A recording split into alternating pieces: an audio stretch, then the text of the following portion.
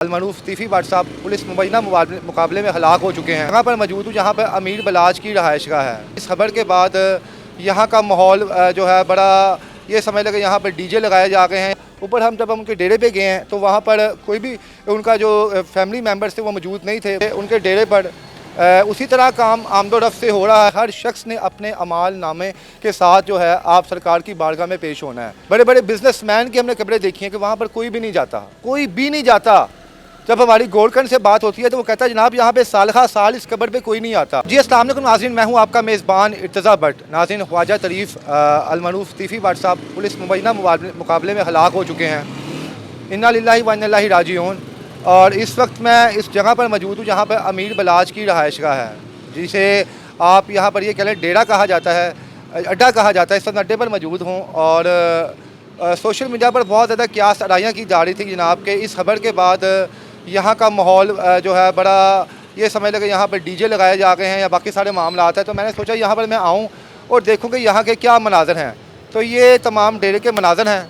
यहाँ पर आप देख सकते हैं कि इस वक्त रोज़ाना की बुनियाद पे जो है काम चल रहा है। यहाँ पे दुकानें खुली हुई हैं और तमाम ताजिर बरादरी जो है अपने काम में मसरूफ़ है।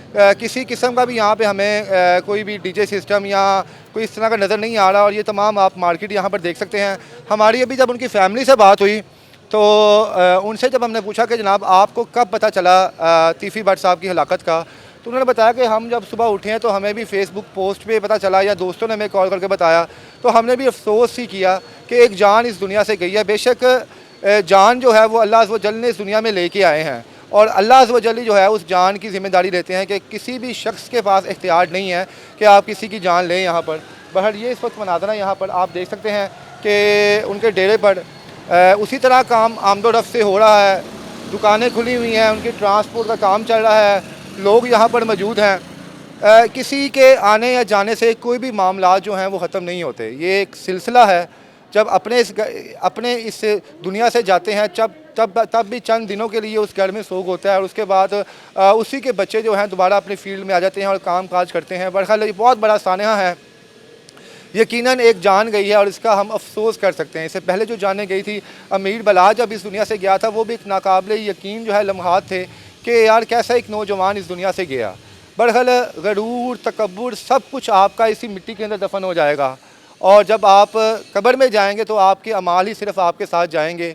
तो ये आप देख लें कि क्या हुआ है। ये जगह वहाँ पर ही हैं, ये ईंटें वहाँ पर हैं, ये मकानात वहाँ पर हैं, हर चीज़ें वहीं पर हैं। तमाम दुनिया का जो सिस्टम है वो रवां दवा है। सिर्फ आज आप नहीं हैं तो कल मैं नहीं होऊंगा। ये सिस्टम कभी भी ख़त्म नहीं होगा। ये काम ये कभी भी ख़त्म नहीं होगा। तो खुदारा कभी भी अपने अंदर गुरूर व तकब्बुर पैदा ना करें। आप जिस रब ने आपको पैदा किया है उसने ज़िम्मेदारी उठाई है कि आपको कितना रिज़्क देना है, कितनी इज़्ज़त देनी है और क्या करना है। खुदारा अपनी फैमिली को सपोर्ट करें। आज सीसीडी ने जो कदम उठाया है इसके बाद यकीन माने कि अब खौफ आता है कि हम हाली हथियार भी लेके अगर बाहर जाएंगे तो हम भी जो है सीसीडी की जद में आ सकते हैं। खुदारा अपने घर वालों को देखें, अपनी फैमिलीज़ को आप देखें कि ये मामलात कैसे चल रहे हैं। ये मनाज़र आपको दिखाने का मकसद ये है सिर्फ यहाँ पे कि किसी के जाने से या किसी के आने से कोई खुश या गम नहीं होता। जिसके घर में तकलीफ़ होती है उसे ही पता होता है कि जनाब वो इस पर कितना दुखी है और कितने सदमे में है। बहरहाल ये चीज़ें आपके सामने रख रहे हैं। आज जो है ख्वाजा तरीफ़ गुलशन साहब इस दुनिया से चले गए हैं। अल्लाह पाक उनकी मग़फ़िरत फरमाए और जो बंदा इस दुनिया में गया है अल्लाह पाक उसकी मग़फ़िरत फरमाए, क्योंकि हर शख्स ने अपने अमाल नामे के साथ जो है आप सरकार की बारगाह में पेश होना है। तो प्लीज़ मेरी आप लोगों से गुजारिश है, आप यंगस्टर हैं, आप मुझसे बड़े हैं उम्र में, या आप अपनी ज़िंदगी में जो कुछ भी कर चुके हैं, हकीकत यही है कि आपके जाने के बाद जो बिल्डिंग्स हैं, जो अमारात हैं, जो आपका बिज़नेस है, जो आपकी कॉरपोरेशंस हैं, वो आपके किसी काम नहीं आने। हमने बड़े कब्रिस्तान में जाके बड़ी बड़ी कब्रें देखी हैं, बड़े अमीर लोगों की, बड़े बड़े बिजनेसमैन की हमने कब्रें देखी हैं कि वहाँ पर कोई भी नहीं जाता, कोई भी नहीं जाता। जब हमारी गोलकंड से बात होती है तो वो कहता है जनाब यहाँ पे सालहा साल इस कब्र पे कोई नहीं आता। तो कब्र में जो आएगा वो सिर्फ़ और सिर्फ आपके अमाल होंगे। अपने अमाल आप बेहतर करें, अपने अमाल आप अच्छे करें कि आपको आप सरकार के सामने शर्मिंदा ना होना पड़े, आपको फरिश्तों के सामने अपना हिसाब किताब देते हुए शर्मिंदगी नहीं होनी चाहिए। बहर ये दुनिया का एक सिस्टम है जो चलता रहेगा।